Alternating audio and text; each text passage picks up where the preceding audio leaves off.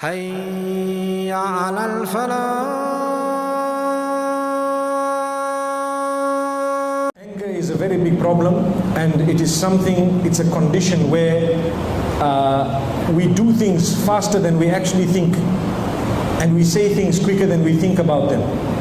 So regarding anger, the Prophet ﷺ has warned us in one narration, and he makes it quite clear to say, La taghdab. Someone asked him for advice, please give me advice. You know, a young man met the Prophet ﷺ and he was so excited, and he says, give me some advice. And I don't know what he was expecting. He must have been expecting some big piece of advice. The Prophet ﷺ gave him a massive piece of advice, but I think he might have felt that, okay, this is small. So the Prophet ﷺ told him two words, La taghdab, don't get angry. So he said, okay, give me some more advice. I heard that. So the Prophet says, La taghdab, don't get angry, control your temper. So he says, okay, fine, give me some more advice. Meaning, you know what, this is easy, man. La taghdab, okay, don't get angry, I heard that. What about anything else? Third time also he said, La taghdab. And he carried on saying the same thing. So maybe that young boy might have had a temper problem. But we learn a lesson up to today from that you know, when you're angry, you say things and utter things that are so cutting and so harmful. The best thing to do is remain silent. I found something beneficial. The hadith says, first thing you do, A'udhu billahi minash shaitanir rajim. I ask Allah to protect me from the devil who is accursed. Because anger comes from the devil. Anger, what are you angry about? Temper, you have a temper. You want to scream and shout and swear? No. So, A'udhu billahi minash shaitanir rajim. And if you are standing, sit down. So say for example, I'm standing and I'm screaming at you and I sit down. I can aim, but my screaming is a bit less. And if you're still angry when you sit down, lie down. That's the hadith. Lie down. And you know, you might look silly lying down in the middle of the, what can I say, dining room, for example. You're lying down and the visitor comes in, what's your husband doing? Oh, he's angry. MashaAllah, MashaAllah. But if you lie down, you can't even talk properly, because you can't just, where am I going to point if I'm lying down, and whom am I going to shout? So it actually works, but we are too shy to implement it. Another thing, drink a bit of water. Have a little bit of, sit down, calm down, drink water.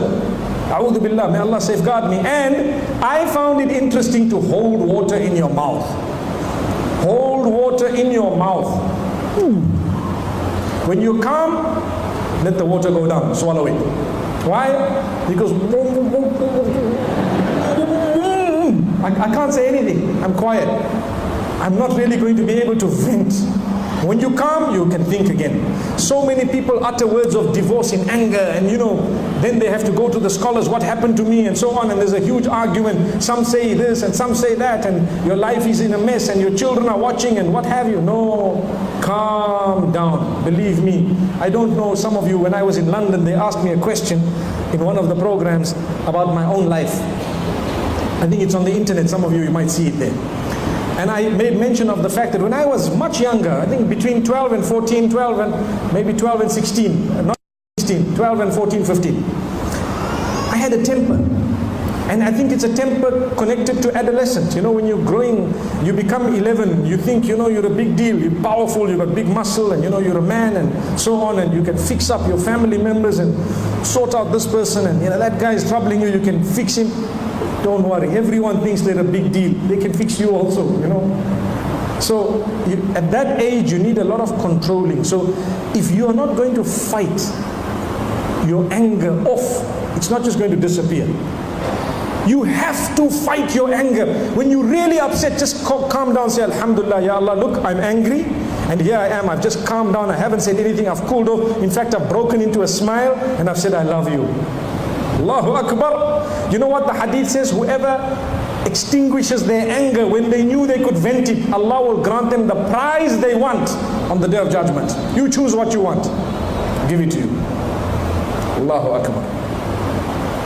Also, the Quran describes the issue of temper, and it says those who extinguish their anger, they have great opportunity to enter paradise. There we are. Allah speaks of those who enter Jannah, and later on He says, وَالْكَاظِمِينَ الْغَيْظَ وَالْعَافِينَ عَنِ النَّاسِ. The people of paradise will be made up of so many different types of people. Those who control their anger, and those who forgave people. Learn to forgive people. Last night I spoke about forgiveness, and I tell you what helped me. Those who harm you, swear you, talk about you, bad mouth you, spread rumor about you, you know what? Say, Ya Allah, I forgive them. I forgive them. It's totally forgiven. I don't even want to know what they've done. Why? Because when you hold things, it's a burden on you more than them, to be honest with you. Oh, that guy is bad, this guy is bad, this guy I'm watching out, I can't walk this way, I can't go to that mall, I'm not going to go to this guy's house, that guy, I'm not going to do this.